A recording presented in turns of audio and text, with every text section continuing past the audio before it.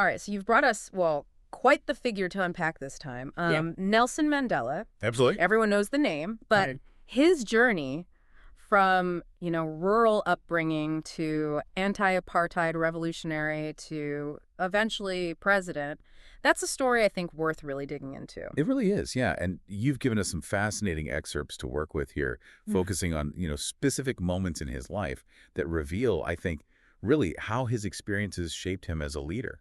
Yeah, it's not every day someone goes from prisoner to president, Right. let alone one who guides a nation through, such profound change. Exactly. So where do we even begin with a story like this? Well, I think, his early life is crucial, I think, for understanding kind of the foundation of his beliefs. Okay. Mandela was born in 1918 in a village called Mvezo. Mm-hmm. And interestingly, he was given the name Rolilala at birth. Oh, wow. Nelson came later from a teacher during his school years. Oh, interesting. Yeah. A teacher's influence can be pretty profound. Right, exactly. But he was born into a royal family, the Thimbu people, right? Yes. Was it a life of palaces and privilege? Not quite. Oh. While his family had a royal lineage, his upbringing was more about, tribal customs, a strong sense of community, Okay. and the values of leadership, really, instilled by his father, who was a chief. I see. Yeah, I read that after his father's death, he was raised by a regent who ensured Mandela received a good education. Yes. Chief Jungintaba. Okay. He sent Mandela to missionary schools, which ultimately led him to the University of Fort Hare. Wow. And this was the only higher learning institution for Black South Africans at the time. Wow. So imagine the limitations, the restricted opportunities. It's almost hard to fathom that today. And yet, even in that restrictive environment, Mandela's inherent sense of justice emerges. Okay. He gets expelled for participating in a student protest. That's quite a statement at that age. Exactly. Yeah. It demonstrates that Mandela's commitment to justice wasn't a passive acceptance of injustice. He was willing to take a stand, even at a young age, even when it meant personal sacrifice. Yeah.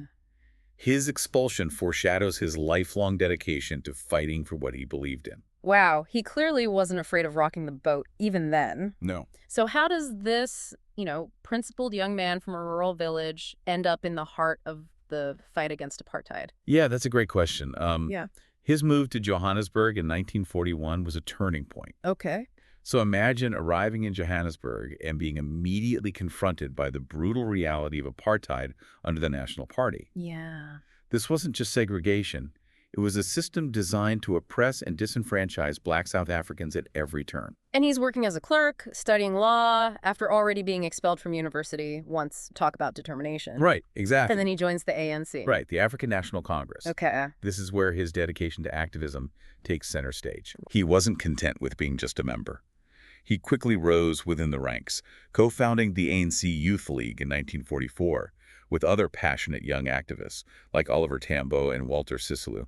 So they were pushing for more substantial, more radical change. Precisely. Okay. By the 1950s, Mandela was leading campaigns, including the Defiance Campaign of 1952, which involved mass civil disobedience. Wow.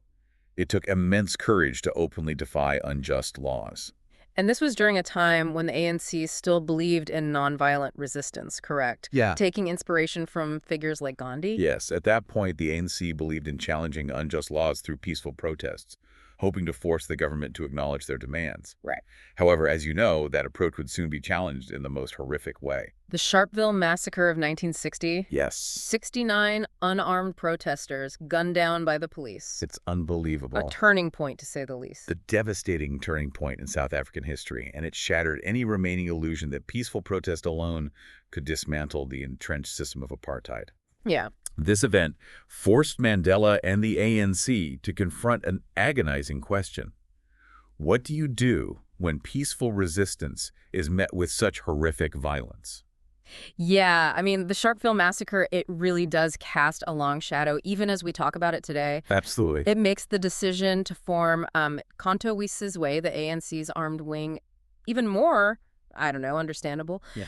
Mandela went from advocating nonviolence to believing armed struggle was, a necessary response to the brutality of the apartheid state. It was a controversial decision, and, it's one that is still debated today. Right. But context is crucial here. Yeah. Right. You had the utter despair after Sharpeville. Yeah. The realization that peaceful pleas were falling on deaf ears. This was about, fighting back against an oppressive force that seemed to only understand violence. And fight back they did. Yeah. Of course, that made Mandela public enemy #1. Right. Eventually leading to his arrest in 1962. Yes. 5 years for, get this, inciting worker strikes and leaving the country illegally. Right. But really, just the prelude to the Rivonia trial. Precisely. And the Rivonia trial in 1963 became a defining moment, really, for South Africa and for Mandela's life. Oh, absolutely. The charges were severe: sabotage, attempting to overthrow the government. Yeah. I mean, they were determined to silence him. What's incredible is that Mandela used the trial itself as a platform. Yeah. His speech from the dock is, it's one of the most powerful testimonies to human rights in history. Absolutely. Facing a possible death sentence, but speaking with such conviction for a democratic and free South Africa. He knew the weight of the world was watching. Yeah. And he rose to the occasion. Mm-hmm. The Rivonia trial became international news, turning Mandela, even as a prisoner, into the global symbol of resistance against apartheid. And then that sentence, life imprisonment. Robben Island. Not just any prison. No. A place designed to break a person, body, and soul. Imagine it. Back-breaking labor in the quarry under that scorching sun. Minimal contact with the outside world. Every day, a calculated attempt to really crush their spirits. It's hard to even fathom. Yet this is where Mandela's leadership shines through even more brightly. Right. He refused to be broken. From what I understand, he used that time to, organize political education for his fellow prisoners. Yes. He was corresponding with activists, still a voice of resistance, even within those walls. Absolutely. It wasn't just about enduring the hardship, it was strategic. Absolutely. He was planning, learning, using those years to prepare for the day he would be free and for the fight that lay ahead to transform South Africa. And the world was watching. Yes. Throughout the 1970s and 80s, the pressure kept building on the South African government. Yeah. Sanctions, boycotts, concerts, protests.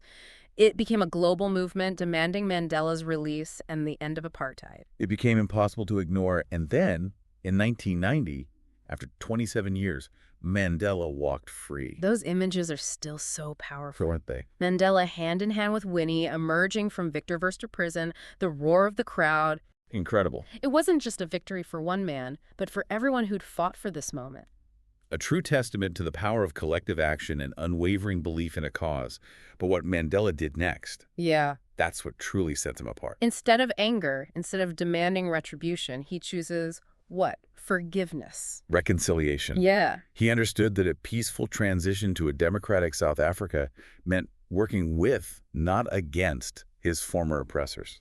So he starts working with F.W. de Klerk, the president at the time, to dismantle apartheid, leading to a multiracial government, setting the date for the first democratic elections. Incredible. And in 1993, they share the Nobel Peace Prize. It's a truly remarkable turn of events. Yeah. It speaks to the power of dialogue, of finding common ground, even in the most divided of circumstances, and it really highlights Mandela's commitment to building a future for South Africa that was rooted in unity, not revenge. Then 1994 arrives. Election day. The culmination of decades of struggle. What was that like? Electric. After decades of oppression, Black South Africans were finally able to exercise their right to vote, and the result? Yeah. A landslide victory for the ANC, with Mandela becoming the first Black president of South Africa. Yeah. It was a phenomenal moment of hope and change, not just for South Africa, but for the world. It's hard to imagine the weight of expectation on his shoulders at that point. It is. He inherits a nation deeply scarred by decades of racial segregation and systemic inequality. Right. Rebuilding takes more than just dismantling oppressive laws. You have to address those root causes. And that's where the Truth and Reconciliation Commission comes in. Such a bold move. Offering amnesty to those who committed atrocities under apartheid, but in exchange for full disclosure. Right. It wasn't about seeking retribution, but about acknowledging the past, giving victims a voice, and finding a path forward together. And let's not forget the social and economic challenges. Of course not. Apartheid had created such a vast gap between Black and white South Africans. So, It was, an incredible challenge, right, to try to address all of that. oh, absolutely. Yet through it all, Mandela never seemed to, waver from his commitment to peace, unity, that spirit of reconciliation. It's true, and it's what, solidifies his legacy as, I think, such a remarkable leader. Yeah. He really set an example for the world, leading with grace, forgiveness, and a deep-seated belief in humanity's capacity for change. We've talked about Mandela, the revolutionary, Right. prisoner, the Right. president. Mm, But I'm struck by the man who emerges after all that, stepping down after one term that speaks volumes. absolutely. Most leaders wouldn't even consider it. It reveals his character, really. Yeah, He never clung to power. Mandela was driven by a desire to serve his people and build a more just, more equitable South Africa. right. Stepping down was also about, setting a precedent for the peaceful transition of power, Right. something that's sadly all too rare in many parts of the world. And even then, he doesn't just retire to a quiet life. Yeah. Mandela becomes this global advocate, Yeah. taking on issues like HIV/AIDS, which was, devastating South Africa at the time. At the time, yeah.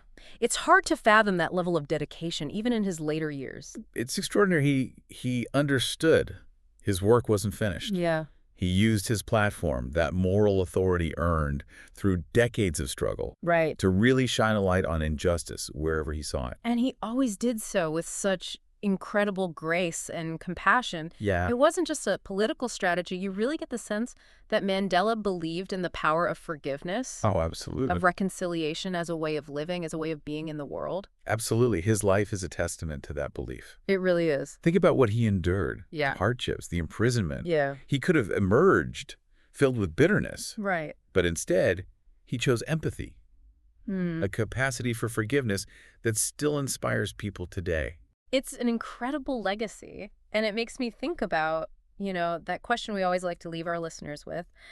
What can we learn from this extraordinary life? It's a big one. It is a big one. How can we take Mandela's example and, apply it to our own lives? What would it take to embody even a fraction of that spirit, that forgiveness, that resilience in the face of, incredible adversity? Get a challenge, isn't it? It is. It's about, taking inspiration from his legacy and translating it into action, Right. finding our own ways to, contribute to a more just and equitable world. Mm-hmm. Because Mandela's story isn't just history, it's a call to action, Yeah. a reminder that each of us has a role to play, no matter how big or small. It's a powerful thought to carry with us. And to our listeners, if this deep dive into Nelson Mandela's life has sparked your curiosity, I encourage you to explore further. Read his writings, listen to his speeches, let his words and actions resonate. Yeah. The fight for justice, for equality, for a world where, everyone can live with dignity and freedom continues. Absolutely. And as Mandela himself said, it always seems impossible until it's done. Words to live by. They really are.